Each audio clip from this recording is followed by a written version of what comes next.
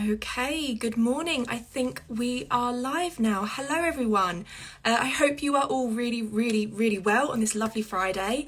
For those that are starting back at work on Monday, wow, you guys must be so excited. We hope you're feeling, excited, prepared, and ready to welcome back your lovely clients. In the lead up to some of you reopening, we've been chatting to a few different techs through live streams about how they have been preparing for work and how they have been ready to welcome back their clients and preparing their work setups. Today I'm going to be joined by Charlotte Knight, who also goes on here as Nail Shark, and that is Shark with a CH as opposed to an S, so you might recognise her through that. Charlotte is a home-based tech, so we're going to be hearing a little bit about how she's been preparing herself, her setup, for that really important return to work. So I'm going to bring Charlotte in. So bear with me just one moment, and as ever this video will be saved to the Scratch Magazine Instagram profile here on Instagram, and also we will pop it up on our website and also on our YouTube channel. So if there's anything that you miss, please feel free to refer back to the video at later today. As ever, if you have any questions for Charlotte, please just pop them in the comments, and I'll try and shout them out as we bring in Charlotte now. I think that's working. So just bear with me just one moment. Here we go. Hi, Charlotte. Hi. How are you? I'm good. How are you? I'm good, thank you. Sorry, my Brilliant. camera's like all over the place today. It's always the way with live streams, isn't it? Very unpredictable. Oh my gosh, yes. So how are you? How are you feeling? Yeah, I'm okay, thank you. Just the mad rush before the storm, but what's new, I guess, at this point. Absolutely. So how did it feel to hear that beauty salons, beauty businesses, so mobile techs as well included in that, could reopen? How did it feel? I guess everyone had a different interpretation of the news, and for me, I think I probably took it a bit like mixed.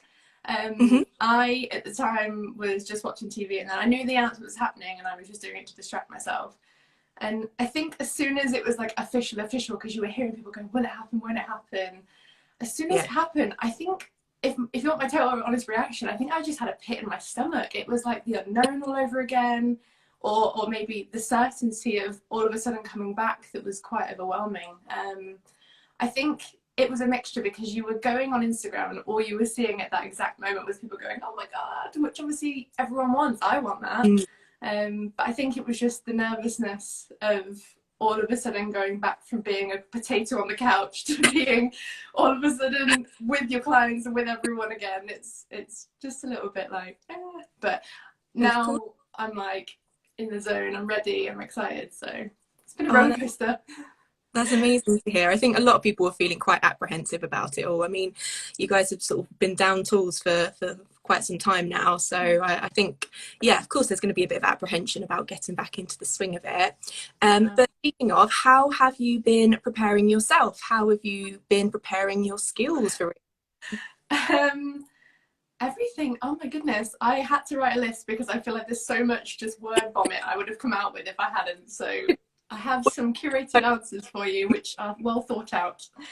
So the one thing which I didn't really think about that was up there on my list, but it's actually really important to me, and my boyfriend goes on about it a lot because he's an accountant, is updating my books. So all of the stuff that I've purchased that I probably shouldn't over lockdown, I know I needed to do that. Otherwise, if I'd left it till, further down the line, I might not remember what I've even purchased. So that was one thing.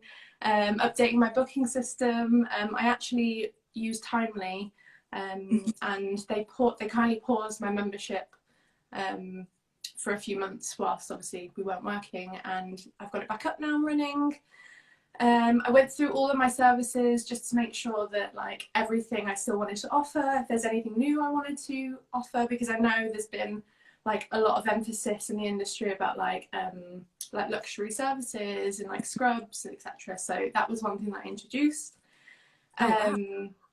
which I'm quite excited about but I want to see how my clients, some of them are booked in for it, which I'm quite excited for. And then the obvious, so checking the government website for guidelines, if there's anything new. I don't think there is anything really new. Still have to wear a visor, still have to wear a mask. I really like my visor. I don't think I'm ever going to take it off.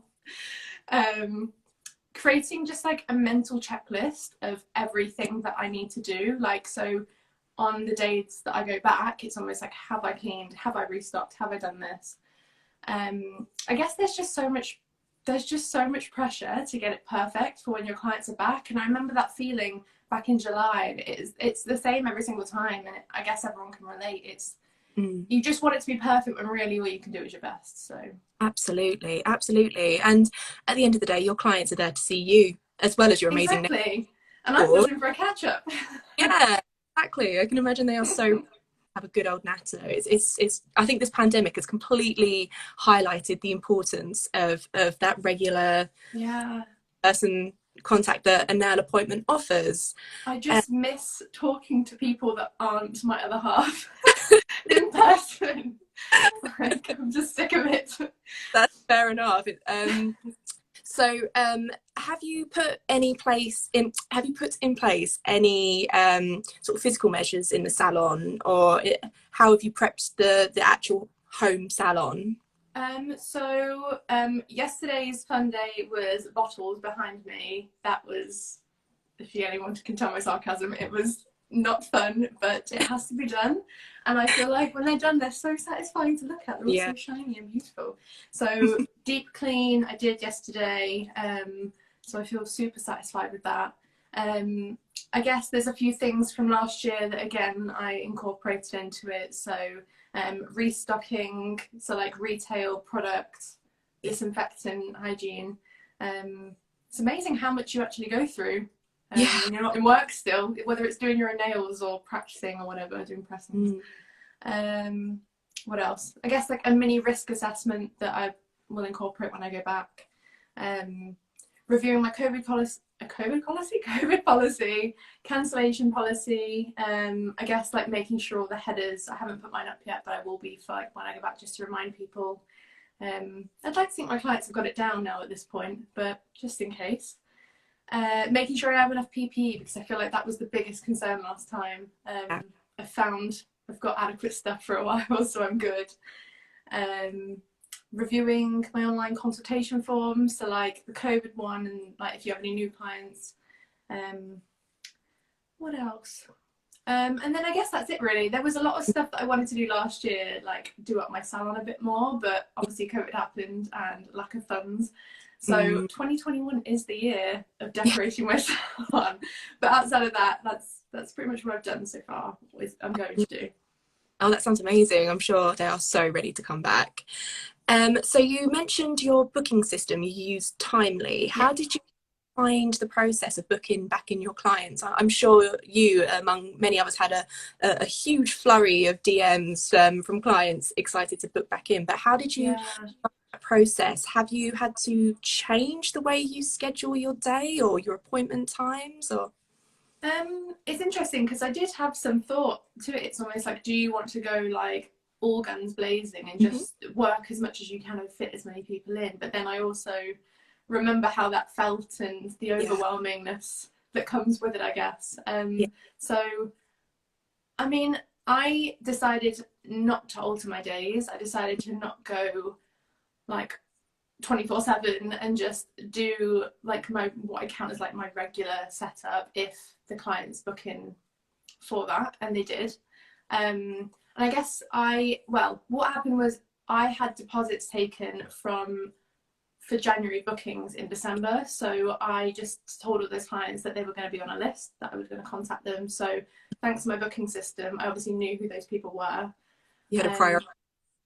And then went back in priority order, contacted them all, and then I just reached out and said, do you want to book in? And like 9 out of 10 people were like, yes. I was like, excellent. A few people wanted to wait till May, and that's cool. I booked them in for that. But yeah, I didn't extend my days. I think the one thing that I did consider was extra days and what that meant to me and my personal time, because I think in this industry it's really easy to like overwork yourself and just go, oh, but I'll earn this extra, when really like you just have to think, is it worth my personal time to do that? So I think one thing that I did actually introduce was, when I was at a point where I was doing all these mad hours and I wasn't getting any time with anyone or doing anything, I mean, not that you really could, but I decided that if I was going to work, I am going to work a Sunday this time around, I'm charging an additional fee for that. Oh, wow.